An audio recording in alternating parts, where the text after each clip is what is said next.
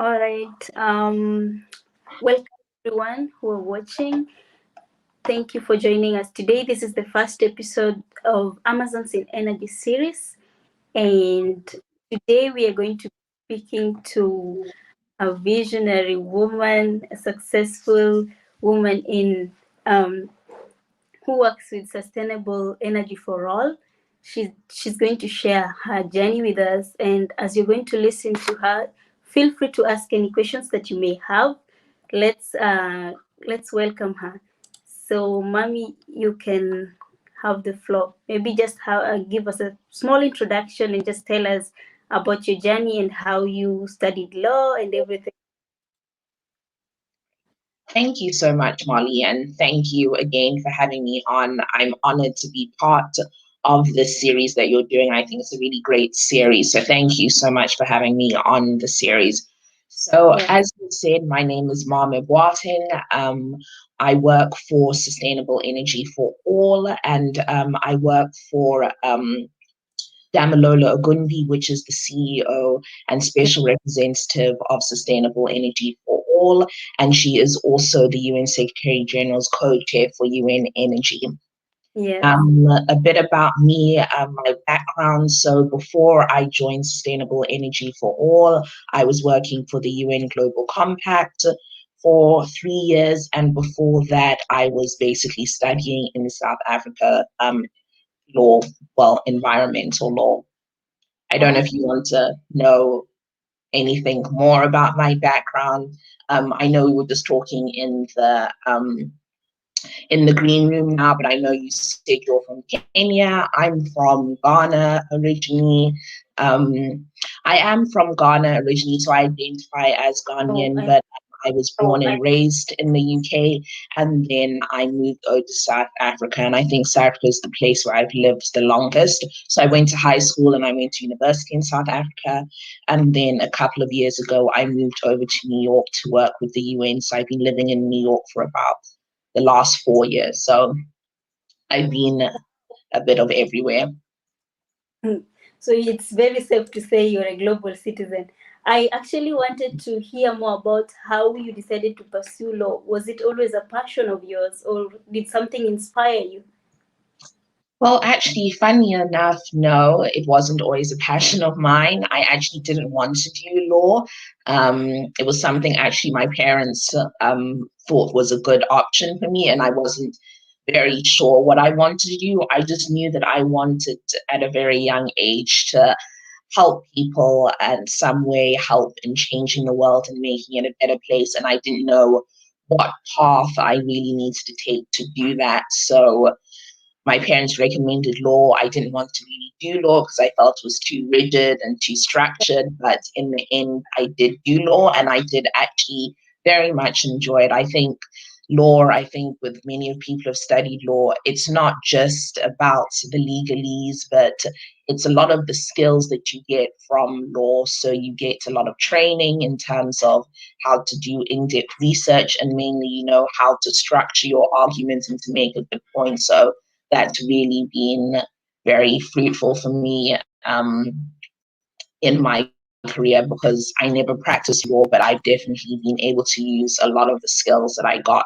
from my law Wow. degree. So definitely see that you are very passionate about helping people and about environment, actually, because of pursuing environmental law, then you were definitely uh, going in that way.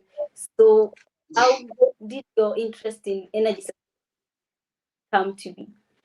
So So thank you for that question. I think that's a really great question. And I think I wasn't always, again, interested in energy and even just environmental law. It wasn't always my focus. I know the university I went to in South Africa, the University of Witwatersrand, it's in Johannesburg, and it's where a lot of the big law firms are, which do big corporate deals. So a lot of our focus was in the school was on corporate law. And I guess as one of the rebels maybe in the law school, like if you didn't do corporate law, then you'd focus on human rights law. So I thought that I was going to focus on human rights law. I worked in a refugee pro bono clinic, but then I did one course on environmental law. And I saw that, the environment is so important in Africa and us making sure that we sustain our environment. And I realized that, if I'm going to help people, I need to have this knowledge about environmental law and I need to understand about environment and sustainable development because, I think a lot of the times in the developing world, obviously we focus on people a lot and we think that, focusing on the environment maybe is only secondary, but people can't live without the environment. So that was really one of my areas of interest was climate justice and focusing on how you put people at the center of sustainable development.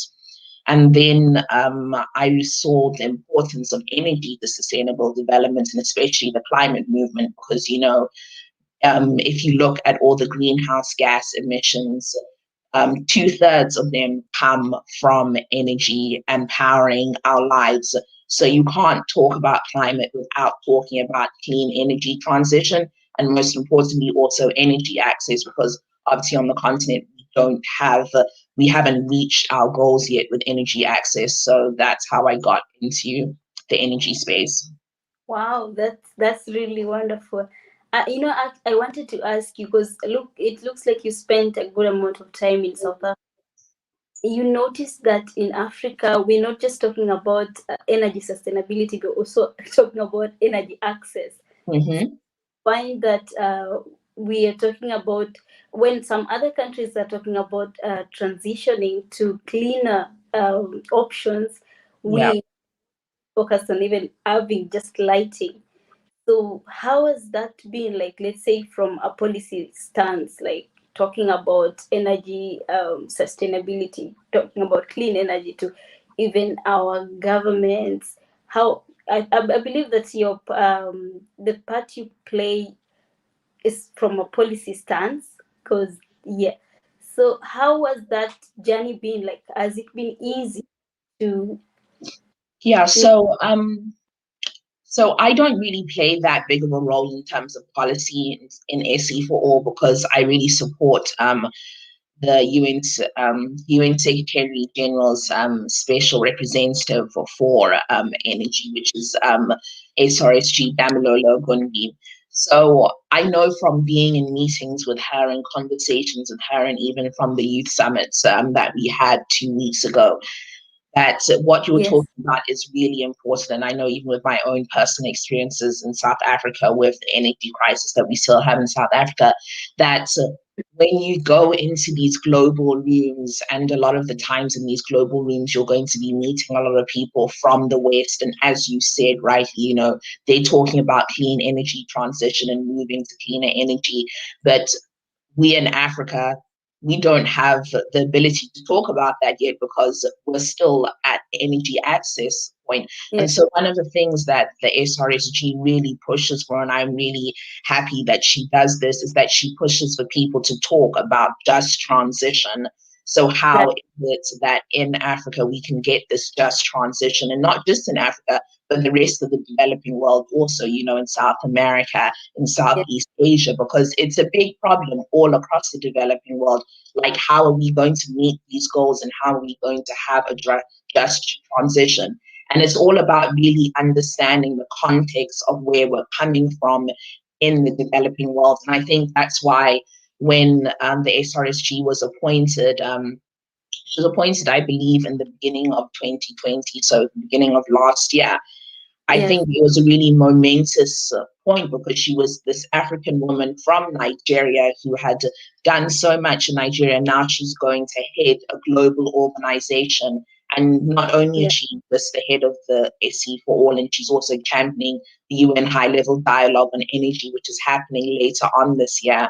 And then she's also the co-chair of the Energy Transition Council for COP26. Um, she's really pushing this narrative on how to focus on Africa and this access and the just transition. So I think that's very powerful. And I think that's why representation matters so much. And to have these voices speaking on our behalf about Yeah. what we are dealing with and the support we actually need. Wow, thank you so much for that. I actually listened to Damilola speak. during the youth summit, and I was so moved. I think one of the many things that she said that was very important was that, just as you put it. So maybe, what would you say, having her as the in her tenure of this, as being the CEO right now, what would you say gender inclusivity play in achieving this SDG 7, or just say energy sustainability? Because someone would argue that just having somebody who is good at their role or playing, doesn't matter male or female. So what would you say? Yeah, I think that's a great question. And I think in today's world and with how where we are of the different nuances in terms of gender equality, you can't do anything and you can't look at any of the SDGs without having a gender lens on it. And you need to focus on empowering women. And I think with energy access and energy transition, it's not just about providing a community with energy access, but you want to put women at the forefront of that. You want to put women in positions of power in that energy access transition that you're doing in that country. And so at SE for All, when I joined, I think one of the great things that I saw and I was really excited about was this Women at the Forefront program that they do, which gets women at the forefront of energy access and puts them in these positions, and also, well, advocates women to be in these positions, sorry, I should rather say. And then there's also a mentorship program that they do also for young women so that they can learn more about these different jobs in the industry and STEM field. I think that's a really great um, initiative also to get young women out there, because especially in Africa with how large our population is, we need to empower young women. Definitely, definitely. Actually. Yes. So I'm pretty sure that becoming Maame Boateng that you are today wasn't easy. You had to face some challenges. So would you please share with us how you overcome them and what happened exactly? No, no, of course not. As in how you overcome all the challenges, everything. Yeah, so I think that's a great question. I think maybe that's not a question that people ask often in these types of conversations. So I think it's great because I noticed that in today's world, especially with our generation, we're always on Instagram and different social media platforms. What we see a lot is a very curated life of people, and we don't see their struggles. We just see what people want to, us to see, so we don't see the bad parts. So I think it's great to really look at people's struggles and see that everybody's struggling, and you have to pick yourself up and keep on moving. So in terms of the struggles, I think that I faced, I think one of the main ones, I think I'm still struggling with it, is definitely just looking at, I guess, the role that I got. So when I was studying in UCT and I was doing my master's in environmental law, I got this opportunity to work for the UN and work on the UN Ocean Conference at the UN Global Compact. And it was a really great opportunity. But when I got there, because I had been inundated with people saying how lucky I was, what a great opportunity is, I think I forgot to really look at my worth. And I think with lots of people, especially with young Black women and young African women, when you are the only young Black woman or the only young African woman in a space, I know out of, I don't know, 10 or 15 interns, I think I was the only African intern. And so it's difficult because people say that, oh, you're so lucky to be here, but at the same time, you really want to show your worth and be forceful and speak when you want to speak and stuff, but you're a bit afraid to because you don't want to rock the boat or anything like that. So I think that was one of my challenges, and I think I really urge young women, because I've noticed this with young women, is that what happens is that when we get a foot in the door, we get a little bit afraid of speaking out. And I think a lot of the times men don't have that problem, when they get a foot in the door, they raise their hand, they give their opinion, even if it's wrong. And I think as young women, we need to take those risks also and realize that we're there for a reason. We were chosen, you know. So if we feel that something's wrong, we need to raise our hands. We need to be in those seats of power. So I think that's something that I'm learning. And I think that's something that a lot of young women can also learn. So when you do get that position, you know, recognize why you're there and, you know, speak your ground. If you need a raise, you know, say it. You know, you're, I know people say that, you know, it's better to be humble and it's better to, you know, be patient and wait. I do agree with that, but also at the same time, no one's going to advocate for you except for yourself. So you have to be your best advocate, basically. Wow. No one is going to advocate for it for ourselves. I like that.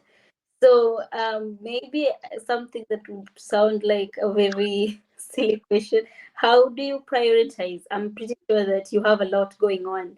So how do you just uh, make your priorities?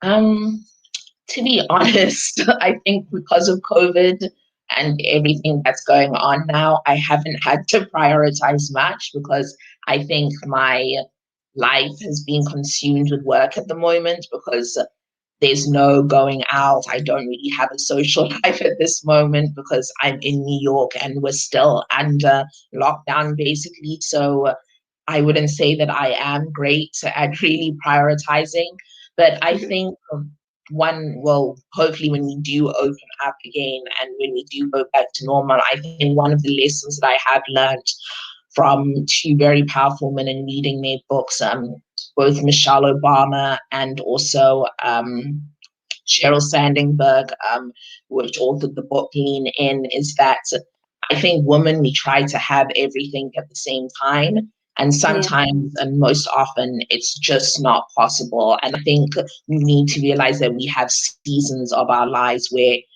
you know, at one point your work is going to be your biggest priority and you're going to do great at your job. At another season of your life, it's going to be your relationship is going to flourish and you're going to do really great at that. So I think it's just about recognizing that you'll have different seasons of your life that you'll go through. And during those different seasons, maybe some things will suffer, but then look at the big wins that you're taking in another area of your life. And also just to look at what is most important to you at that time. I think for me right now it's about growing in my career and moving on to the next level. So I think that's what I'm prioritizing at the moment, but maybe in a year or two it will be something else. So it's just about knowing yourself and Oh, what's most important to you. oh, thank you so much. Thank you so much for one last thing before we have any question from the audience. What message can you give our younger who probably want to one day work for the UN or one day work with sustainable energy for all, or just anyone who is watching you today and is feeling inspired? I think that's a great question, and I have thought about this question a lot, and I know I do get a lot. And I don't know what the best advice is, but I just think, in my mind, I think the best advice would be just telling people that, you know, you can do it. Like, always take a risk, you know, shoot your shot.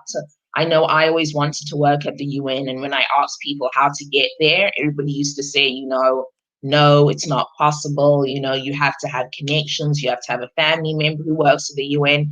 And being in the UN now, that's completely not true. You don't need connections, you don't need a family member.